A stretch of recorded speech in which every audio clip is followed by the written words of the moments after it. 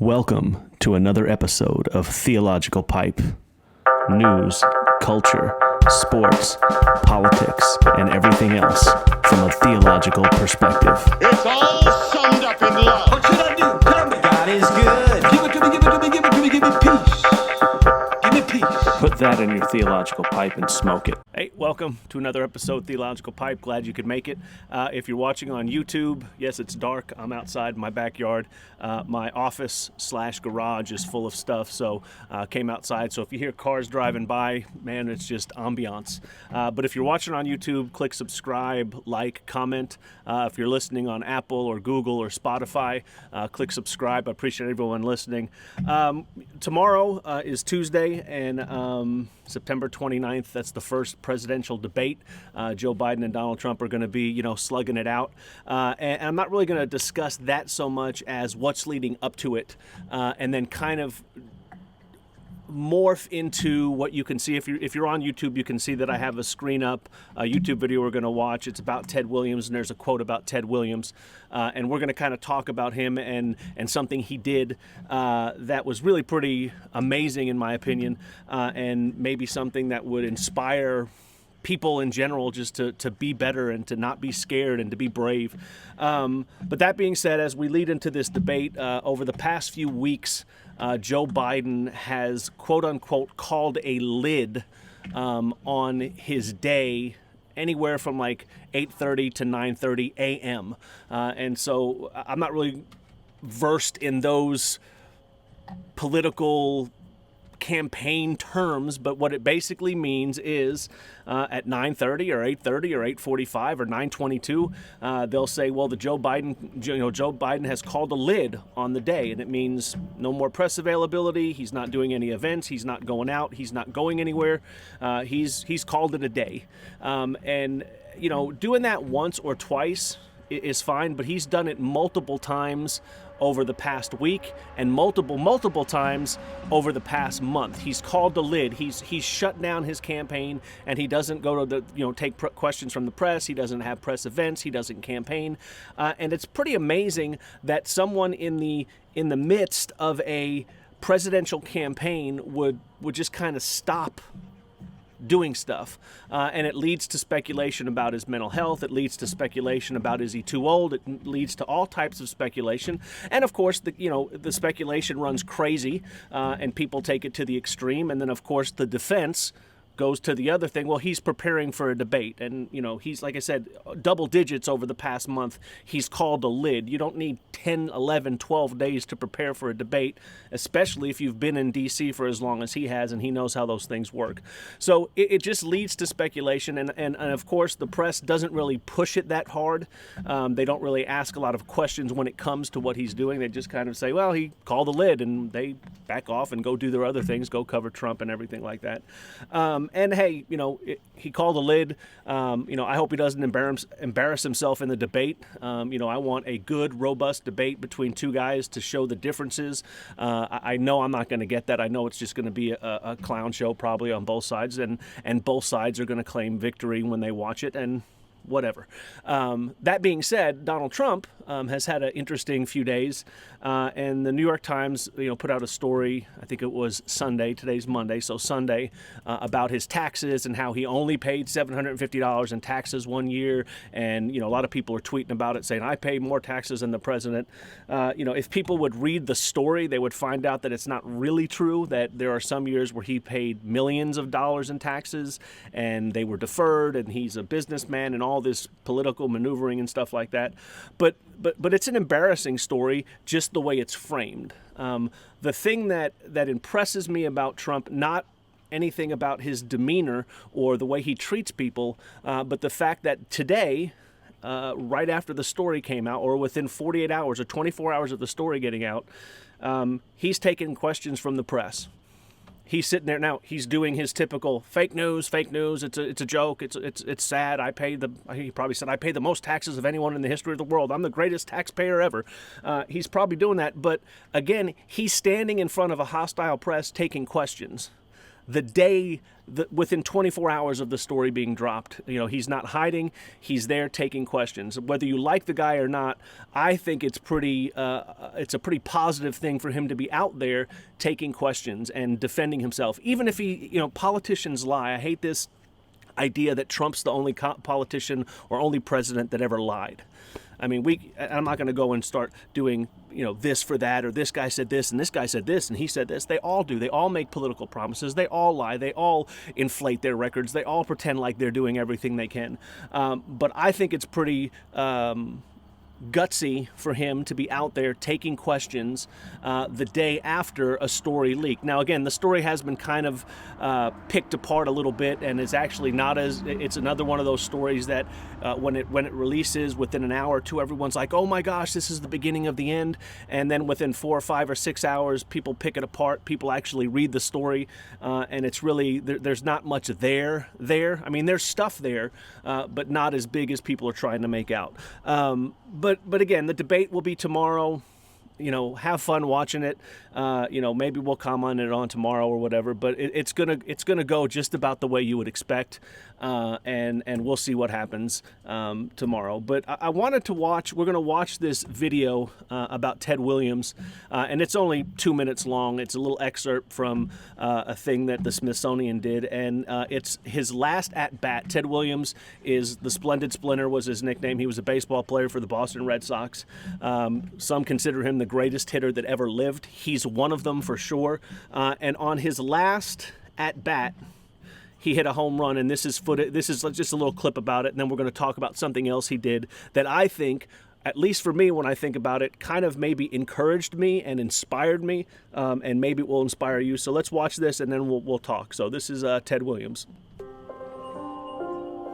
Every immortal myth needs not just an ambitious beginning, but the perfect ending.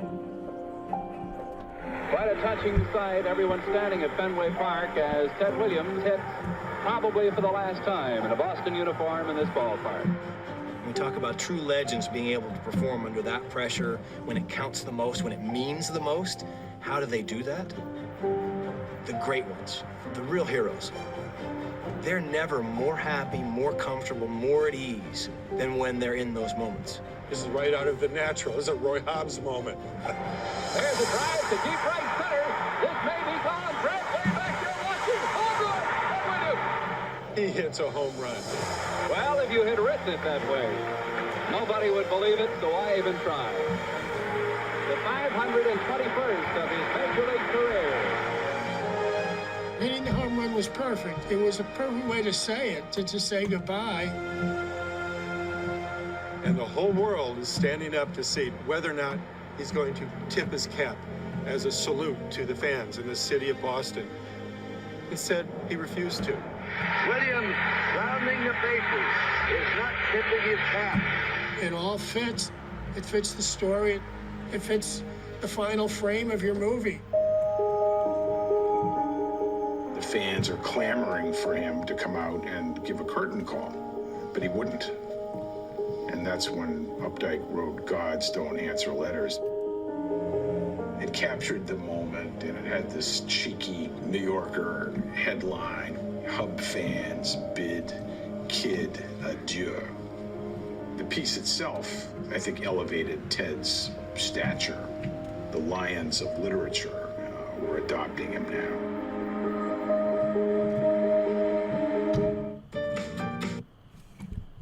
All right, so that's the Ted Williams, just like I said, a brief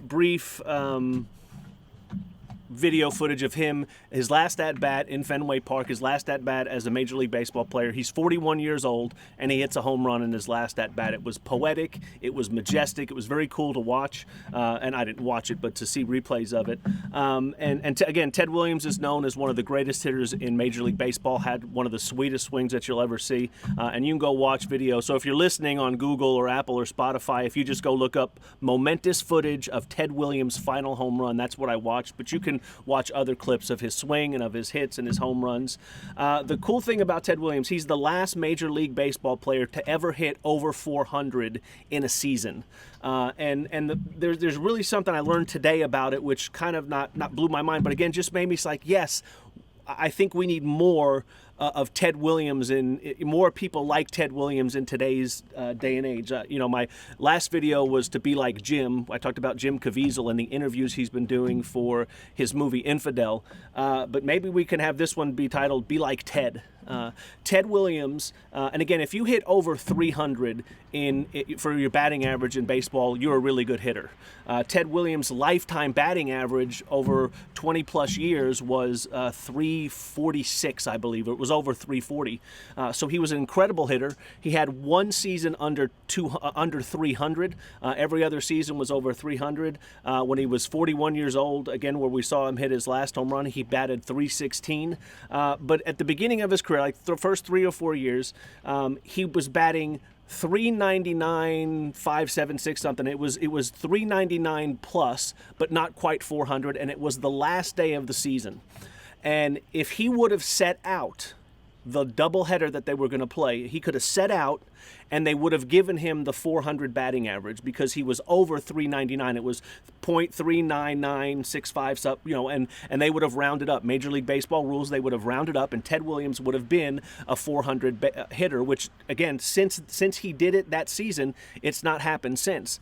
The amazing thing, or the cool thing about Ted Williams is he said, no, I'm playing ball, and he played both games. He went 6 for 8 in the 2 games, and his batting average for the season was .406. Now think how much guts that takes, how much confidence that takes, the ability to just say, you know what, I play baseball, I'm going to go do what I do. No, I'm not going to sit on my laurels. I'm not going to sit on 399, 657, whatever, again, what it was. I'm not going to sit on it. I'm going to play, and I'm not just going to play one game. I'm going to play both games, and I'm going to smash and go 6 for 8, and I'm going to raise my average to 406. How many of us would do that, or how many people today would do that? We have, and I'll just use the NBA as a bad example. I don't want to bash on the NBA because they've been bashed. Well, maybe they deserve to be bashed on, but we have players now that throughout the season they sit out games. They call it load management. Oh, I'm playing too many basketball games, so I need to sit out and rest. They're not hurt. They're not damaged. They're not going through anything. They're just resting. Superstars are resting.